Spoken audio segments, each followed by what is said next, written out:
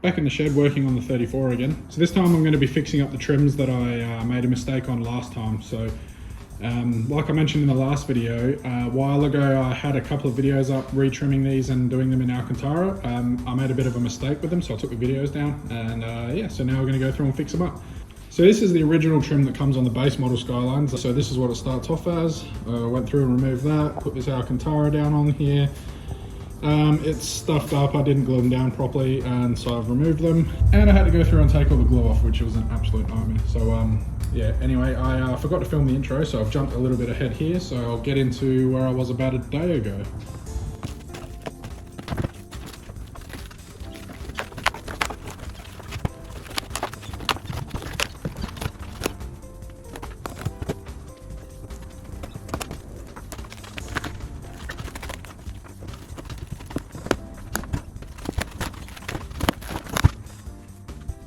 So this is the door trim that I've done previously. So I used this nice perforated Alcantara and then did this cord border around the outside. So you stand back, it looks nice and neat. It actually doesn't look too bad, but the actual problem that I'm talking about is that if you, it's probably going to be a bit hard to see on camera, but you sort of see here how loose it is. And it's like that the whole way along this flat section here. A little bit tighter up here, then it's really loose there. So, you know, from the distance it doesn't actually look too bad, but yeah, once you run your hand along it, you can definitely tell it hasn't stuck properly. And the roof lining again is way worse than that. So for anybody that is thinking of retrimming their door trims on the R34, you need to separate this top section from this lower section in order to actually get the trim in correctly. So what they've actually got is these plastic rivets that are assembled from the factory. Because I've already done this before, I've removed them all, but basically you need to go through with like a little grinder or a sander and just buzz them all off. So when I did this last time, because I'd obviously destroyed these plastic rivets that were sort of all along here, so I used the stainless steel self-tapping screw and a bunch of epoxy to hold them in. So all of these screws going all the way around here replaced those rivets that I'd drilled out before. This front bit where it comes down, it actually needs to go under here by a little bit and goes up and under here and goes underneath this plastic bit here as well. And yeah, if you don't separate the two, you can't do that. You'll have a hard edge there and then it'll probably lift up and look really crap. So yeah, it's just easier to separate the two halves of the door trim.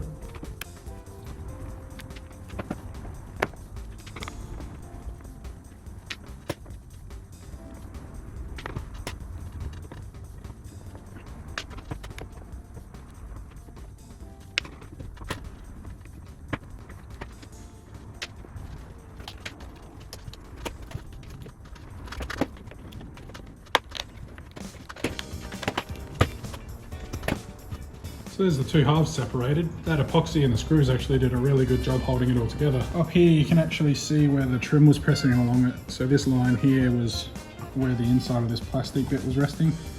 So you can see how much of it I've got overlapped under here.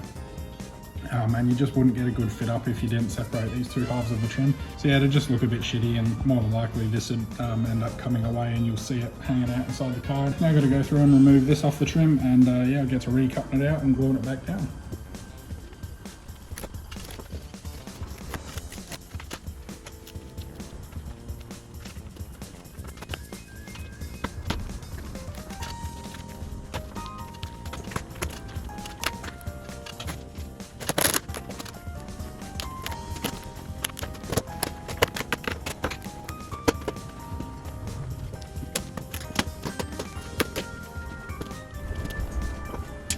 An interesting thing that I've noticed is that some of this is actually still pretty tacky. These door trims were done well over a year ago. For this to still be quite sticky in here, it's obviously a sign that it hasn't cured properly. Obviously it's a testament to the fact that I didn't use it correctly, I didn't use it the way it was intended.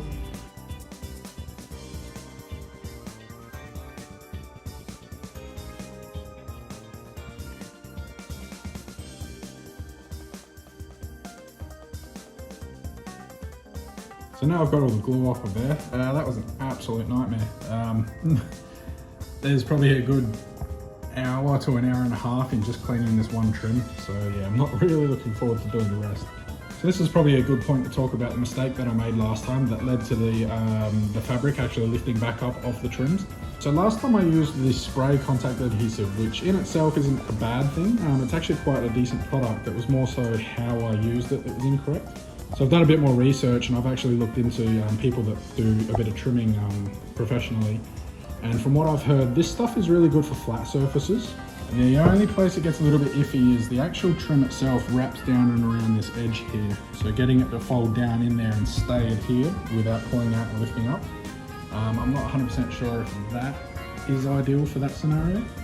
So anyway, the main mistake that I made was in how I actually use the adhesive itself.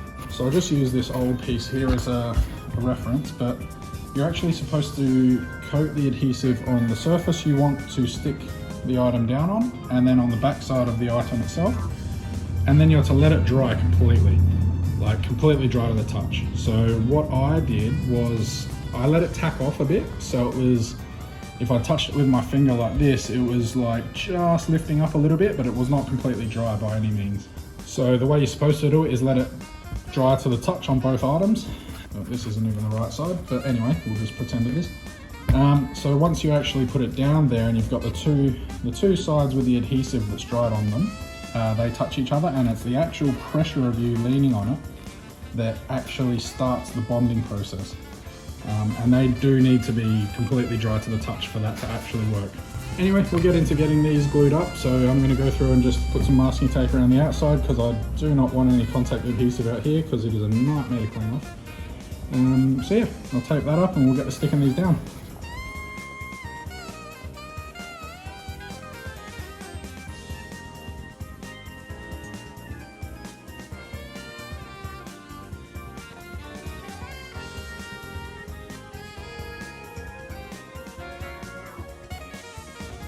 So it looks like I've got enough here to get the trims done. Unfortunately, I don't have enough of just the flat Alcantara to do the roof lining, so I'll have to order some more. So there's a couple of things to note on this one. There's a seam running across the top here, so that's going to get in the way of any of our longer templates for the door trims. And another thing to note is the direction of the perforations in here. So you'll see if I lay the fabric for the door trim on here that it actually gets fatter towards the rear. So that's really important for lining up the direction of the perforation. If you line it up with that top edge, it'll look crooked on the door.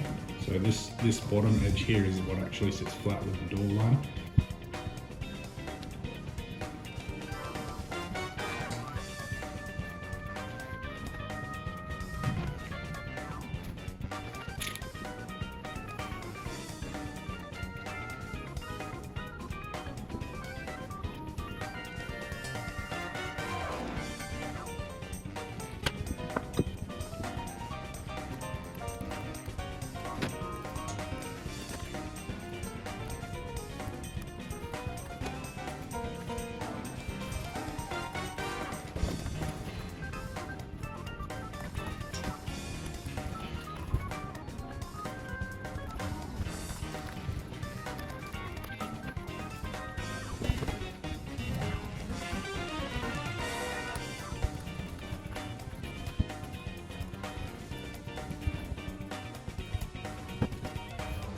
Alright, so now we're all taped up. We've got our Alcantara inserts all cut out. So yeah, now it's time to get it all laid up. So before I go through and start laying down the contact adhesive, I'm just going to go and give it a quick wipe down with some acetone just to make sure it's free of oils, dirt and grease and all that. So instead of the spray-on contact adhesive that I used last time, I'll be using this stuff here. It's the brush-on stuff. And it's supposed to be a lot stronger, especially if there's any curves or any tight areas, it just holds. So yeah, just a little bit more resilient, a bit more of a firmer bond than the spray-on stuff from what I've gathered. So yeah, I'll get stuck into it.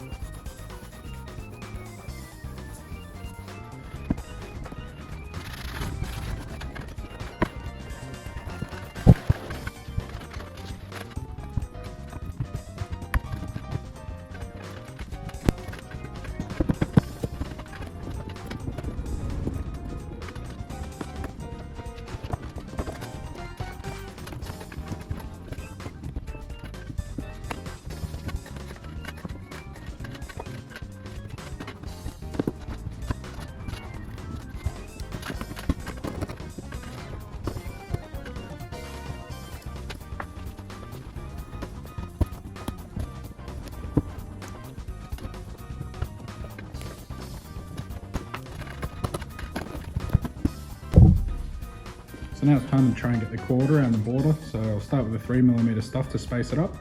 And yeah, a couple of dobs of epoxy down in there. I think we'll try and hold it down.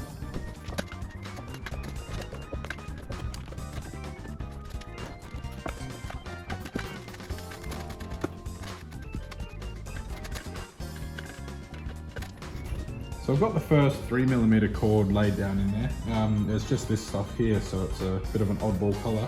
So now I just need to go around and lay the 4mm, the black cord in there, and yeah, should look pretty good.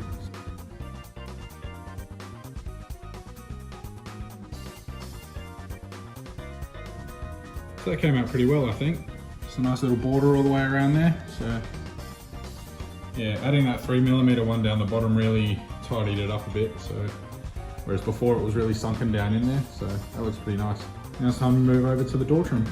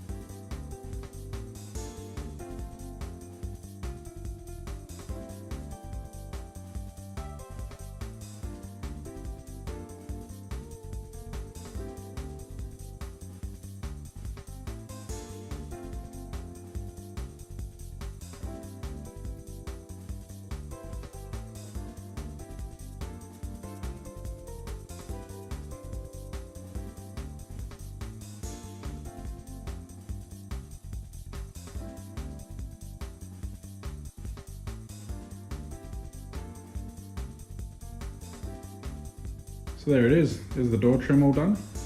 It came up pretty well, I think. So I think I'm gonna have to go through here and where I ran the cord under this bit here, the trim sits on top of it a little bit. So I might just cut the corner off of that little bit of trim there so it'll sit more flush around this edge. But yeah, that looks really nice. And so yeah, the cord really tidies it off nicely, just gives it that nice edging. And yeah, the perforations on here are definitely the way to go in my opinion, especially on the door trims. It just looks a lot nicer, I think. So that's those trims all finished up. These trims absolutely kicked my ass this time around. Just with the additional work of having to clean up all the old glue and everything, it was, yeah, way more of a pain in the ass this time than it was the first time. So yeah, lesson learnt, do it right the first time. But yeah, pretty happy with that. Won't bore you guys with watching me do the other pair. It'll just literally be the exact same thing. So yeah, I'll do those off camera, and yeah, I'll have to order some more Alcantara for the roof lining, and I'll get to that in the next video. So yeah, if you made it all the way to the end, thanks for watching, and yeah, catch you on the next one.